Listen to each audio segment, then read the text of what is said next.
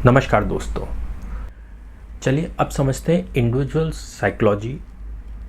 क्या साइकोलॉजी से आपको ट्रेड करना है? तो सबसे पहले ट्रेड क्यों करना है? Why to trade?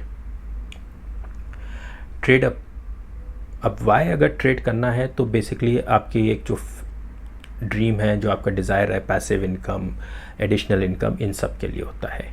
But beginners के लिए क्या होता है, ट्रेडिंग एक बहुत डिसीटफुल थिंग होती है। दैट इज़ कि it's very easy to earn money. Buy करना है, सेल करना है, नीचे खरीदना है, ऊपर बेचना है एंड आपको प्रॉफिट आ जाएगा। उनके लिए इतना सिंपल होता है। होता भी क्या है, बिगनर्स लक उनको सपोर्ट करता है, वो एक दो ट्रेड्स करते हैं, उनको प्रॉफिट आता है और जैसे ही उनको प्रॉफिट आने लग जाता है वो सोचते हैं कि उनको मार्केट पे कंट्रोल है, उनको बेटर अंडरस्टैंडिंग है और सब जो ट्रेडर्स इतने सालों से ट्रेड कर रहे हैं उनसे बेटर अंडरस्टैंडिंग है and they are able to make money. ये पहला साइकोलॉजिकल इम्पैक्ट आता है जो आपको एक इल्यूजन, एक एरोगेंट नेचर में ले जाता है। आप अपने ट्रेड्स को बिना समझे, अपने पोजीशन साइज को बिना समझे आप वेरी करने लग जाते हैं। आप अलग अलग परम्यूटेशंस एंड कॉम्बिनेशंस लगाने लग जाते हैं एंड उस कारण आप लॉस ले लेते हैं। बिगनर्स बेसिकली इस मारे लॉस लेते हैं क्योंकि ट्रेड लेते वक्त दो चीज़ें काम करती हैं, एक रैशनल और एक इर्रैशनल रीजंस। जब आप ट्रेड ले रहे होते हैं तो आपके लेने से पहले आपके पास बहुत ही लॉजिकल रीजंस होते हैं।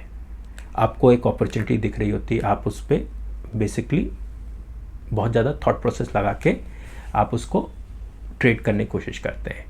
लेकिन पॉइंट क्या होता है, जब आप ट्रेड लेने जा रहे होते हैं अब आपका इर्रैशनल थिंकिंग और आपका साइकोलॉजी आने लग जाती है। आप या तो ट्रेड बड़ी जल्दी लेने लग जाते हैं, या आपके अंदर ग्रीड आ जाता है, या आपके अंदर फियर आ जाता है जैसे ही आप ट्रेड लेते हैं। सो बेसिकली जब आप ट्रेडिंग करेंगे आपको मोस्ट इम्पॉर्टेंट थिंग इज़ अपने इमोशंस पे कंट्रोल करना।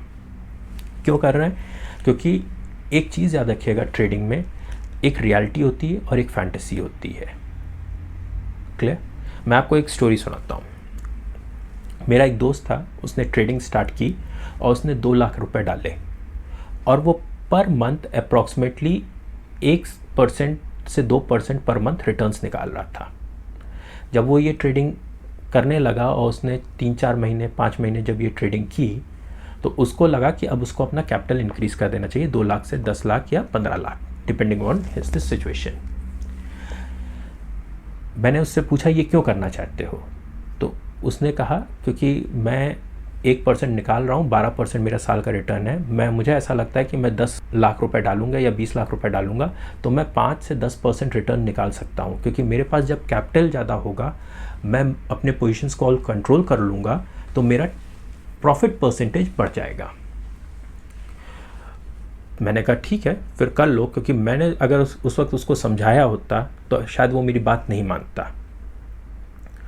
उसने वो अपना कैपिटल बढ़ाया, उसने ट्रेड किया और उसको लॉस हो गया।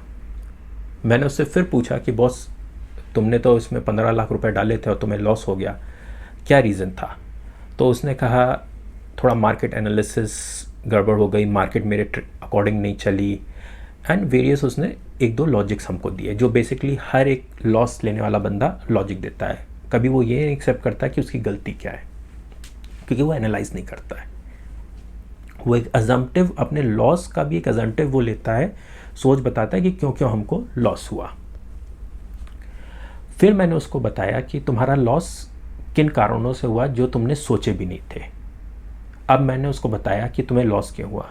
पहले जब तुमने 2 लाख रुपए डाला और 1% रिटर्न था, तुम्हारी वो स्ट्रैटेजी, वो जो सेटअप था उस पर वो काम कर रहा था।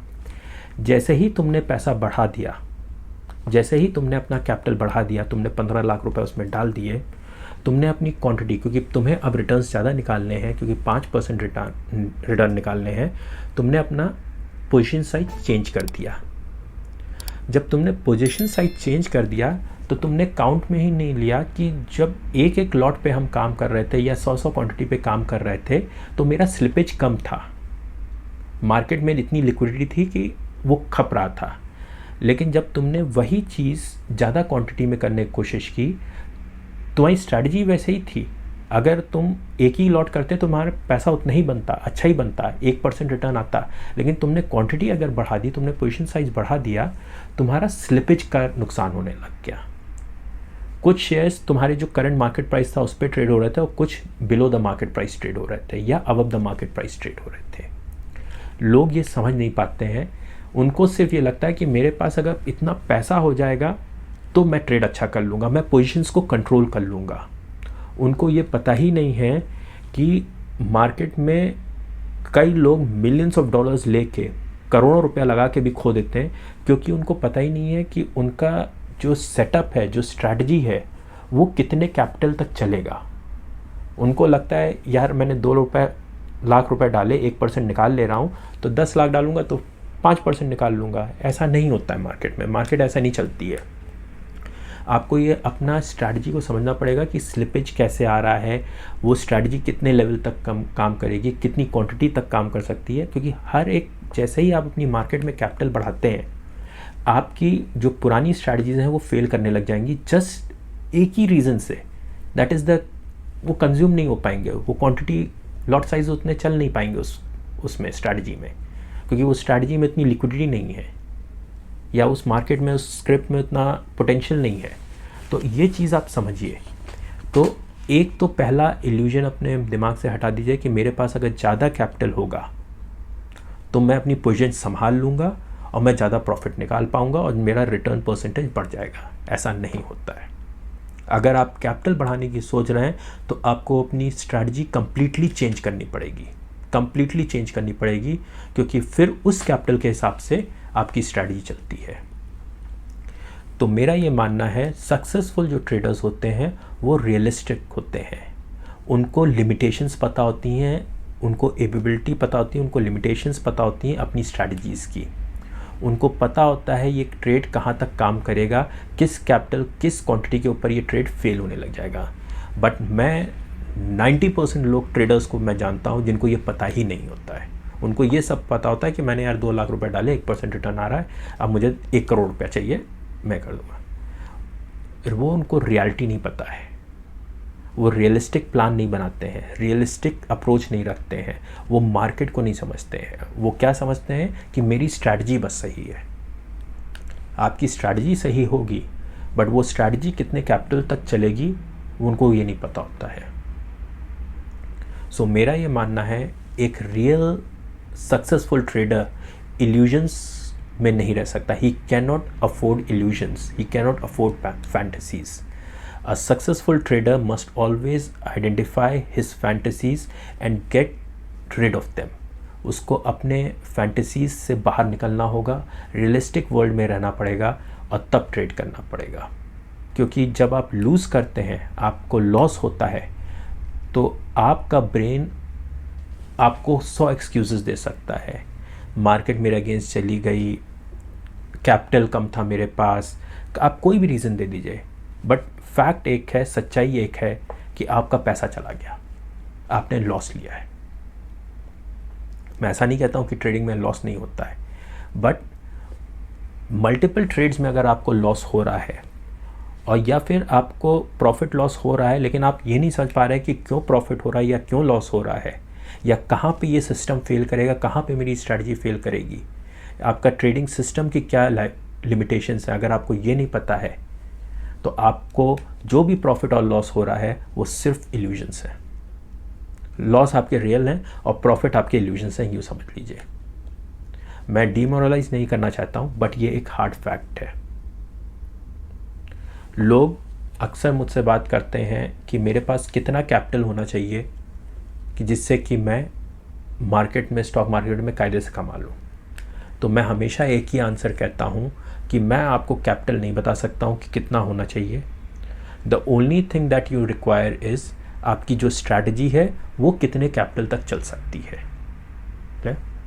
अच्छा, एक और चीज़ है, जब ट्रेडर्स लॉस लेते हैं तब वो 2 चीज़ें बहुत मैंने देखा है जनरलाइज वे में करते हैं। पहली चीज़, वो इधर उधर सर्च बहुत करते हैं कि कोई उनको ये स्ट्रैटेजी फेल हो गई है, अब एक दूसरी स्ट्रैटेजी मिल जानी चाहिए।